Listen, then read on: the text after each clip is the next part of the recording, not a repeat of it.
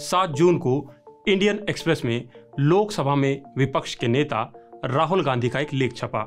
इस लेख में उन्होंने महाराष्ट्र में मतदाता सूची में गड़बड़ी की बहस को फिर से हवा दी। बेहद तीखी भाषा वाले इस लेख का शीर्षक भी उतना ही तीखा था, मैच फिक्सिंग महाराष्ट्र। लेख में राहुल गांधी ने बीजेपी पर एक के बाद एक 5 चरणों में हुए मतदान में धांधली का आरोप लगाया। इसमें फर्जी वोटरों को मतदाता सूची में जोड़ना सबसे अहम था। तो इस आरोप की सबूत क्या हैं? राहुल का कहना था कि साल 2024 के लोकसभा चुनाव और 2025 के विधानसभा चुनाव के बीच यानी कि 6 महीनों में जितने नए वोटर जुड़े उतने पिछले 5 साल में भी नहीं जुड़े थे। गांधी के इस लेख पर महाराष्ट्र के मुख्यमंत्री देवेंद्र फडणवीस ने त्वरित प्रतिक्रिया दी। इंडियन एक्सप्रेस में फडणवीस ने लिखा, जिन लोगों को राहुल गांधी अपने पक्ष में वोट देने के लिए नहीं मना सके, उन्हें भटकाने का काम कर रहे हैं। फडणवीस ने राहुल पर लोकतांत्रिक प्रक्रिया का अपमान करने का आरोप भी लगाया। इस तरह दोनों पक्ष गंभीर आरोप प्रत्यारोप कर रहे हैं। गांधी इसे मतदान की चोरी कह रहे हैं तो फडणवीस इसे प्रोपेगेंडा। हमें कैसे पता चलेगा कि सच कौन बोल रहा है? चलिए मैं समझाता हूं।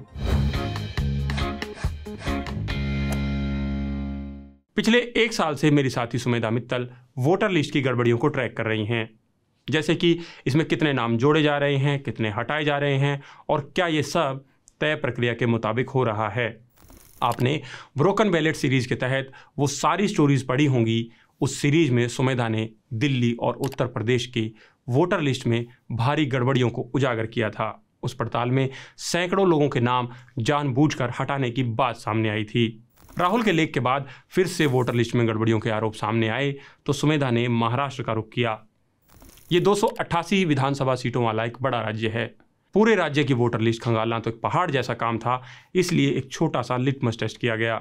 सुमेधा और IIT दिल्ली के पूर्व प्रोफेसर विशाल वैभव ने मिलकर खुद मुख्यमंत्री यानी देवेंद्र फडणवीस की विधानसभा सीट नागपुर साउथ वेस्ट की वोटर लिस्ट को खंगाला।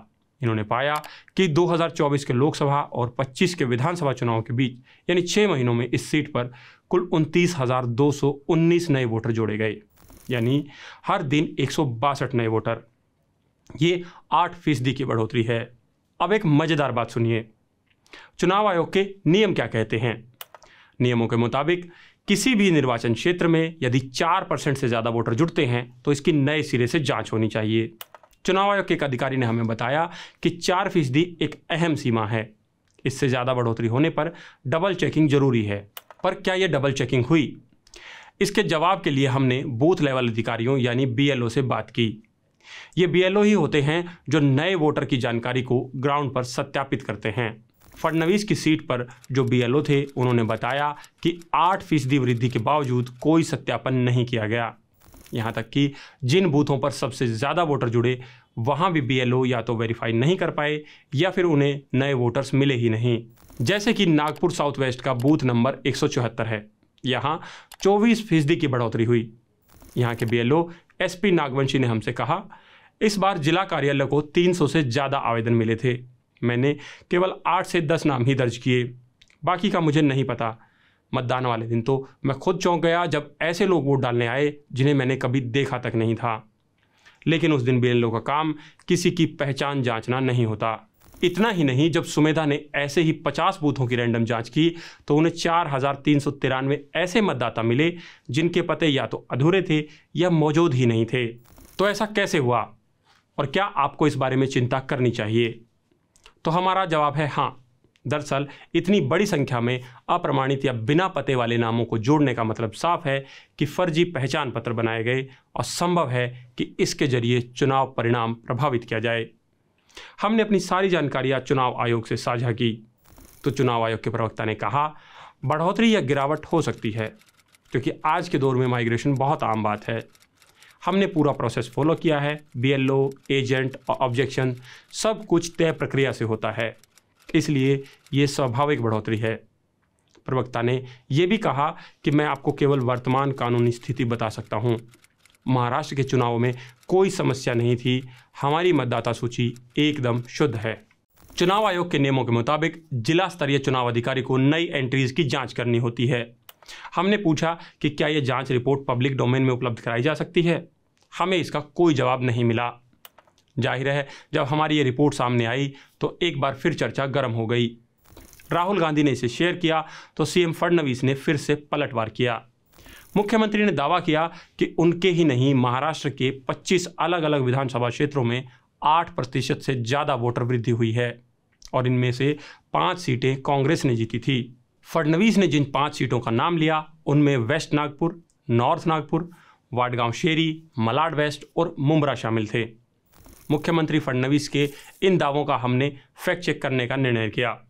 हमने पाया कि मुख्यमंत्री के दावे और सीटों के आंकड़े मेल नहीं खा रहे।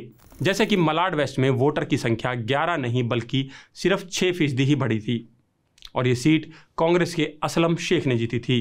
और सबसे ज़रूरी बात कि हमारे विश्लेषण में सामने आया, महाराष्ट्र की 288 सीटों में से 19 पर 8% से ज़्यादा वोट बढ़े थे और कांग्रेस इनमें से एक भी सीट नहीं जीत पाई। बीजेपी और उसकी सहयोगी पार्टियों ने इन 19 में से 16 सीटें जीती। तो हमने एक बार फिर से चुनाव आयोग से पूछा कि मुख्यमंत्री के आंकड़े और आयोग की रिपोर्ट में इतना अंतर क्यों है। इस पर चुनाव आयोग ने जवाब दिया कि अगर उनके पास इन 5 सीटों के आंकड़े होते तो वह ज़रूर देते। ऐसे में ये चुनाव प्रक्रिया, राजनीतिक दावों और संवैधानिक संस्थाओं की भूमिका पर सवाल बेहद ज़रूरी हो जाते हैं। और हम ये सवाल पूछ पा रहे हैं क्योंकि हम किसी से विज्ञापन नहीं लेते। हम ऐसा कर पा रहे हैं क्योंकि आप यानी हमारे सब्सक्राइबर हमारे साथ हैं। हमारी ये पड़ताल आगे भी जारी रहेगी, बूथ दर बूथ आंकड़ों को खंगालना जारी रखेंगे। बस आप भी हमारा साथ देना मत भूलिएगा। न्यूज़ लॉन्ड्री को आज ही सब्सक्राइब कीजिए और गर्व से कहिए, मेरे खर्च पर आज़ाद हैं खबरें।